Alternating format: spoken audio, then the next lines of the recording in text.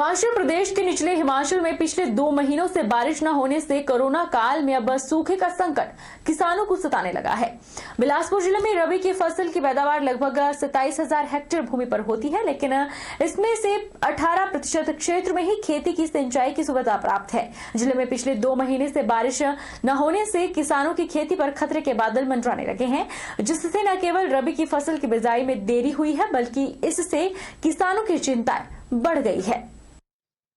घुमारवीं, कदरौर, चांदपुर और अन्य क्षेत्रों के किसानों का कहना है कि बिलासपुर जिले के अधिकतर ग्रामीण क्षेत्रों में पिछले 2 महीने से बारिश नहीं हुई है, जिससे उनकी जमीन सूख गई है, खेती करना मुश्किल हो गया है। अगर यही स्थिति बनी रही तो आने वाले दिनों में रबी की फसल की बिजाई में और देरी हो सकती है, जिससे फसल की पैदावार और उत्पादन भी प्रभावित होगा।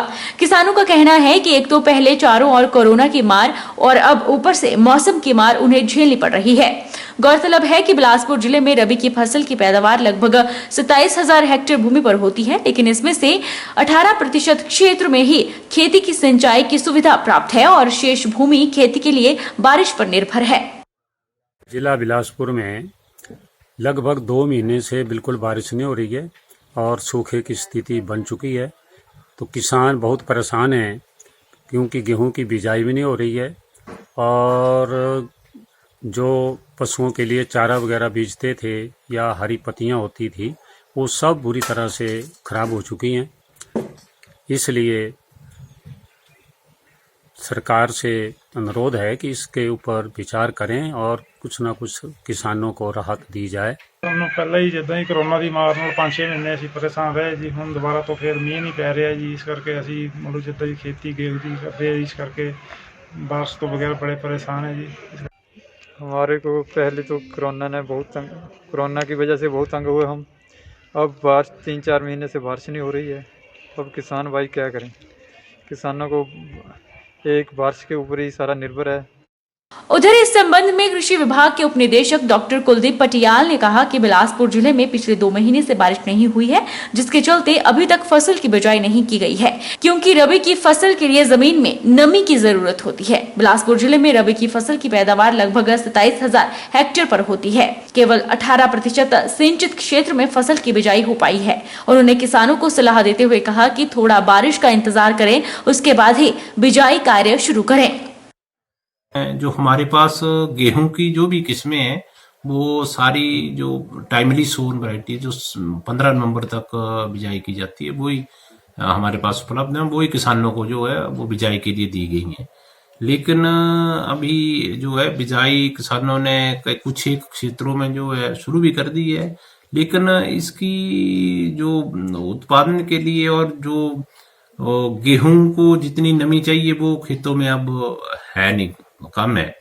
तो किसानों से ही आग्रह रहेगा कि वर्षा का इंतजार करें और जहां तक जो इरिगेटेड सिंचाई योग्य क्षेत्र है वो केवल 18% है, तो वहां तो किसानों ने जहां इरिगेशन की फैसिलिटी वह कुछ बिजाई की है, लेकिन जो रेनफेड एरिया है उसमें अभी किसानों ने बिजाई नहीं शुरू की है। जहां दांत है वहां चने नहीं और जहां चने हैं वहां दांत नहीं, कहावत भी यहां सच साबित हो रही है। पिता 2 नौकरियां करके रिटायर घर आ गया है, लेकिन लड़का घर में पड़ा हुआ मुफ्त की रोटियां तोड़ रहा है और अपने बल का प्रदर्शन भी अपने ही पिता के ऊपर कर रहा है।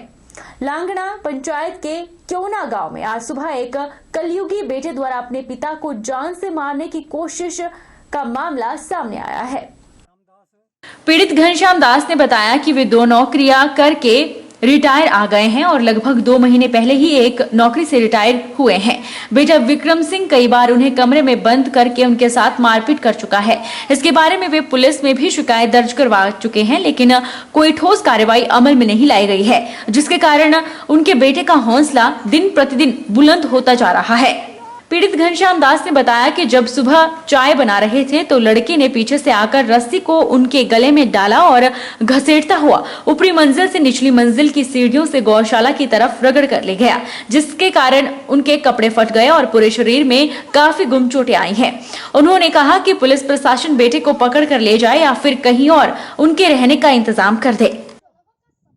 मेरा घर जो है शिव मंदिर के पास है। मैं यहाँ पर पुराने मकान में रहता हूँ। मेरा घर शिव मंदिर के पास है।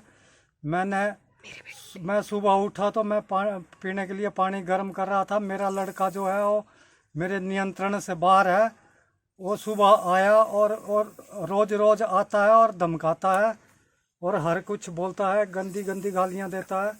इससे जो है मैं उधर चाय बना रहा था, उसने मेरे को एक रस्सी लेकर आया, गले में फंदा बनाकर डाल रहा था और खींचता हुआ, मैंने उसको रोका तो खींचता हुआ मुझे ऊपर वाली स्टोरी से नीचे वाली स्टोरी में नीचे वाली स्टोरी आंगन में ले आया और आंगन से घसीटता हुआ मुझे आगे यहाँ पर गोड गाय के गौशाला तक लाकर जो है उसने मेरे को बड़ी मुश्किल से, मैंने उसको छुड़ाने की कोशिश की, हल्ला किया तो मेरे परिवार वाले आए, उनको भी उसने ऊंचा नीचा और गंदी गालियां दी और लाठी से मारने की कोशिश की। कपड़े जो है उसने मेरे पूरे फाड़ दिए, मेरी कमीज के पूरे बटन और मेरी बनियान भी फाड़ दी है।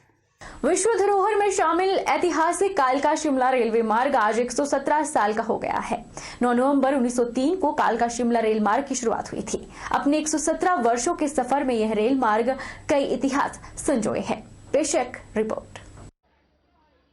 विश्व धरोहर कालका शिमला रेल मार्ग 96 किलोमीटर लंबा है। इस रेल मार्ग पर 18 स्टेशन हैं। 869 छोटे बड़े पुल भी इस रेल मार्ग में है। 103 सुरंगें रेल मार्ग का मुख्य आकर्षण है, जिनका की पर्यटक खूब लुत्फ उठाते हैं। सोलन स्थित बड़ोग टनल सबसे बड़ी है। पिछले 117 वर्षों में इस रेल लाइन में अभूतपूर्व विकास हुआ है। भाप के इंजन से लेकर वर्तमान में नवीन तकनीक से इस रेल मार्ग पर रेल दौड़ती है, जो कि पर्यटकों सहित स्थानीय लोगों को अपने गंतव्य तक पहुंचाती है।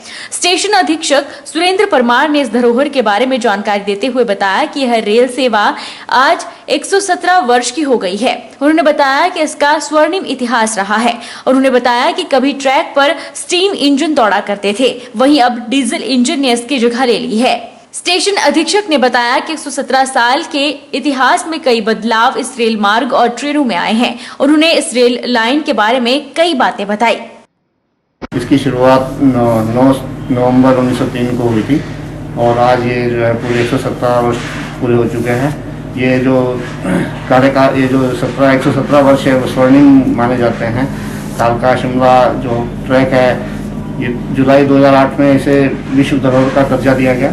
ये जो ट्रैक है ये 95.5 किलोमीटर लंबा है और कालका से शुरू होता है। कालका का जो ऊंचाई है समुद्र तल से 656 मीटर है और शिमला की लगभग 2000 मीटर ऊंचाई है। इसमें इस कालका और शिमला के बीच में, कालका शिमला को मिलाकर 18 स्टेशन हैं और ये ट्रैक में इसमें 103 सुरंगें ऑन रिकॉर्ड हैं। काफ़ी बदलाव है, आप देख रहे हैं। ये जो इंजन थे, इंजन स्टीम से आज जो है सभी लोकोमोटिव डीजल इंजन चल रहे हैं। कोच में भी आप देख रहे हैं, कोच में बदलाव आते रहे हैं जैसे जैसे समय बीतता गया। बहरहाल बुलेटिन में इतना ही। आप देखते रहिए HP 24/7।